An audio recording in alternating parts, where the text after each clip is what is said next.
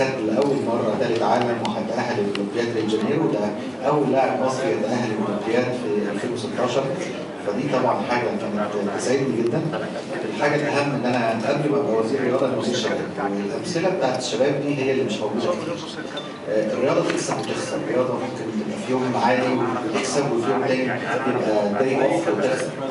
لكن مثل الشباب ومثل إنك تبقى وخلي بالك قوي من نفسك، وخلي بالك من تدريبك، وخلي بالك انك دلوقتي اصبحت نجم.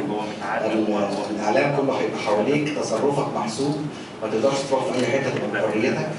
في حد بيلعبلك زي في الكوره كده مان تو مان، انت ما بقتش ملك نفسك يا عزمي، خلاص انت بقيت واحد هيشار لك بالبنان على مستوى الشباب المصري، وبالتالي لازم تكون قدوه، وبالتالي هتتحط وانت في سن صغير في اطار وبريشر عالي جدا.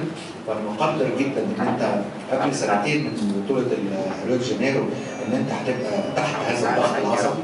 انا عايز بس اقول لك قبل اي حاجه، مهما دفعنا في فلوس، مهما الوزاره ادتك فلوس، مهما النادي بتاعك دعمك، مهما اتعمل اللاعب باسمك، اوعى تتحط تحت ضغط. انت عملت اللي انت المفروض تعمله، اتمرن عشان تستمتع باللعبه، اتمرن عشان تبقى بطل عالم، اتمرن عشان الرياضه هي رياضه حلوه، مش بس رياضه كومبيتيشن وضغط اعصاب.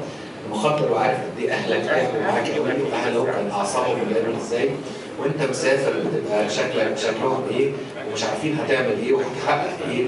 واكيد وانت بتبقى في التور هم قاعدين مش عارفين يا ترى هو وصل كام وبقى كام، لكن متخيل حجم الضغط العصبي